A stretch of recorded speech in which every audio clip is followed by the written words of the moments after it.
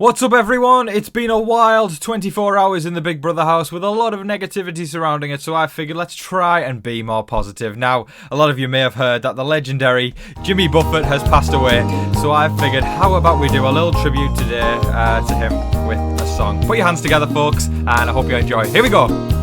Playing Big Brother, Jared's got his mother. Blue is a waste of space in that house. It's true, she is.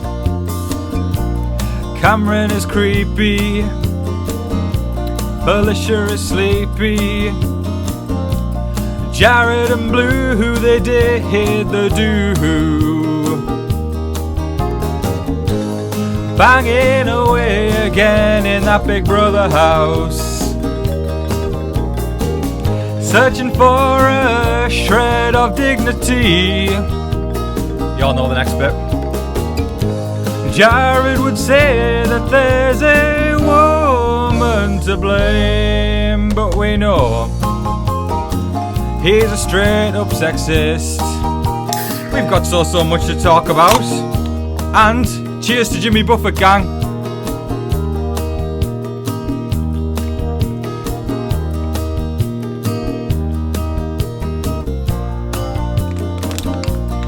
Welcome to your live feed update. Now, right before we get started on this margarita-filled update that may or may not be tipsy, if you are new around here, please hit the subscribe button. It means the world to me. The YouTube algorithm it's like the nether region of YouTube. Please help me backdoor it, and hitting the like button helps me more than you even know it. So subscribe, like, and also hit the bell icon to get notified every single time a brand new upload goes live. Question of the day now, folks. Before we get into the veto results, who would you like to become head of household next week? Because I think so much has happened this week that has got us thinking already, oh my god, like, our favourites need saving. For me, I'll put my hand up straight away. I want America to win head of household this week. I'll talk about my reasons a bit more in the video, but please let me know in the comment section below who you would like to see win head of household this week. Okay, I hope you all enjoyed that little song, tribute to the legendary Jimmy Buffett. I did actually have that planned for yesterday, but with all the controversy surrounding yesterday, I didn't feel it was the right tone. So I thought, you know what, we're not going to let that tone get us down today. Let's do some positivity and get slightly drunk while we do the update. Alright, gang, so, one margarita through, let's get it. Veto competition. The competitors were America, Matt and Felicia, along with our nominees Cameron and Red and the head of household. Why am I blanking right now? It's that margarita. Who the hell? Jared. Of course, how could I forget that douchebag?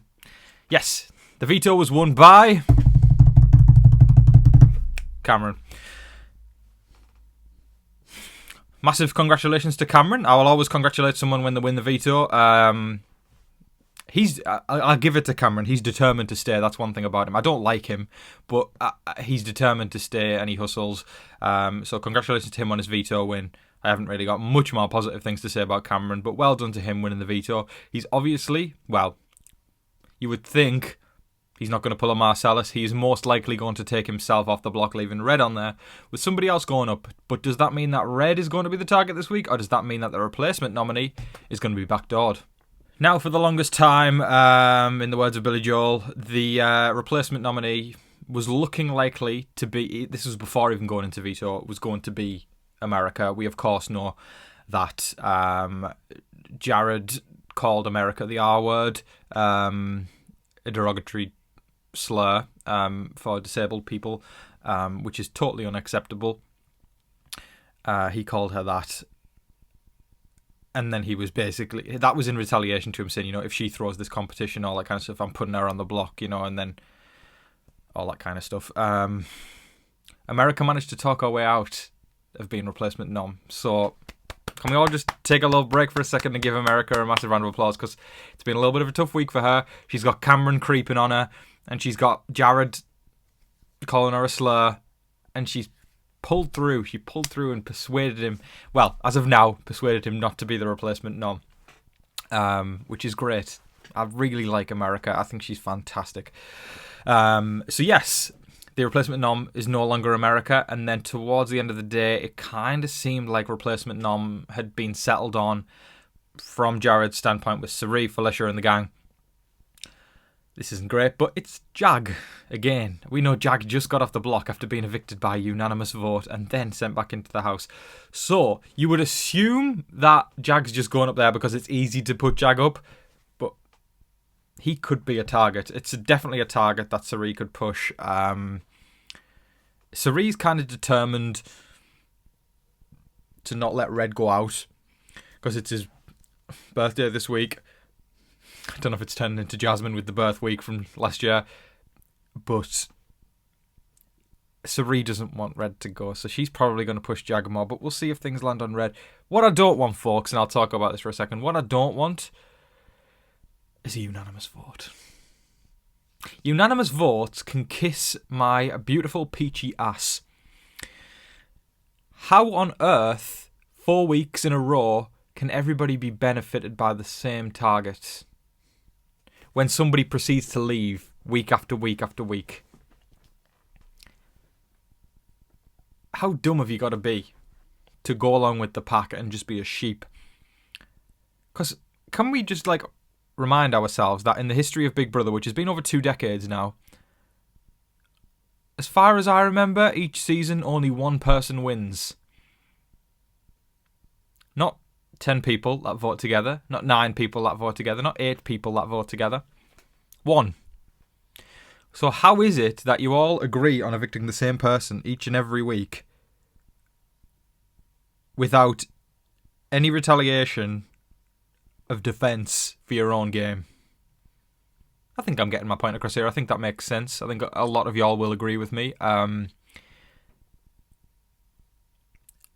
Point is, don't want to see a unanimous vote this week, or next week, or the week after, or the week after that, or the week after. You get the idea. A very wholesome moment in the bathroom saw Cirie and Izzy talking to each other, and Cirie basically sealed the deal and said, Izzy, you're related to us, you're a Fields now. It's been a meme all season long about how, Izzy Fields is the new member of the family, and she's going to be there on Christmas morning with them and Thanksgiving, and there's all people have photoshopped a bunch of photos of, Jared and Izzy opening Christmas presents together, and Cirie's there, and everyone, Matt's there as well as one. Matt Fields, Jag Fields, Izzy Fields, all these people. But yeah, it was cool to actually see, Cirie bring her in for an embrace and say, you're a Fields. Because that's the thing, right? I love Cirie. I can't stand her son, but she's fantastic. And that's okay, to be able to separate that, love the mom, but not the son, that's doable, that's doable. And I just don't like Jared, and for the second day running, I'm gonna look at these people right now who are continuing to defend Jared, these idiots, and say, you don't scare me, your voices won't make me go quiet, and you're not gonna shut me down. Thank you for stopping by in my video and giving me revenue. I appreciate you ever so much.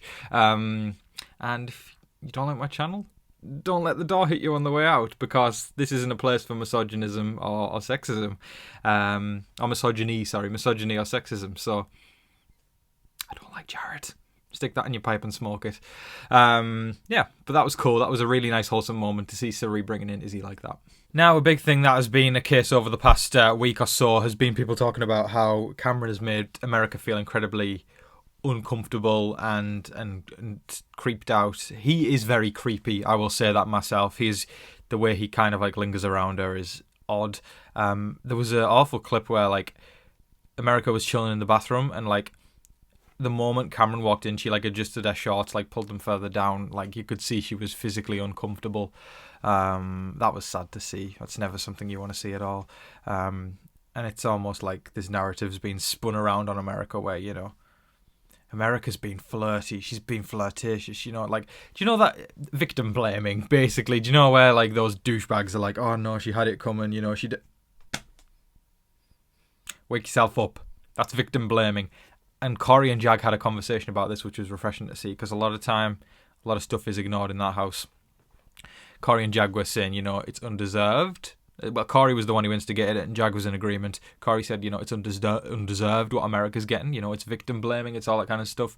And he straight up said, it's blatantly effing sexist. That's what it is. And I'm glad Cory never shies away from calling stuff out. He called Jared out when she said that. Cory when Luke said his slur, Cory straight up was like, and then he addressed it, like he called him out in front of the living room and everyone. Cory's the continuous person who continues to, that works, doesn't it? He continues to actually not shy away from tougher topics to talk about and actually call problematic behaviour out. So good for Cory for standing up for America. I really like him a lot. And I agree. I think it is straight. A lot of sexism in that house. Not a fan of Cameron. Very creepy. Very, very, very creepy. And it's easy to spin a sexist narrative in that house because you've got Jared, who's the head of household in power as well, and he's probably the most sexist person in the game. You know, he really doesn't respect women, and he literally only said the other week, you know, I need to stop viewing women as objects. How'd you get to that stage in your life and still view... I don't even know if still's the right word, but just view them like that at all? I don't know. I like Cory a lot, and I'm glad he's speaking on this and calling out the blatant sexism in the house.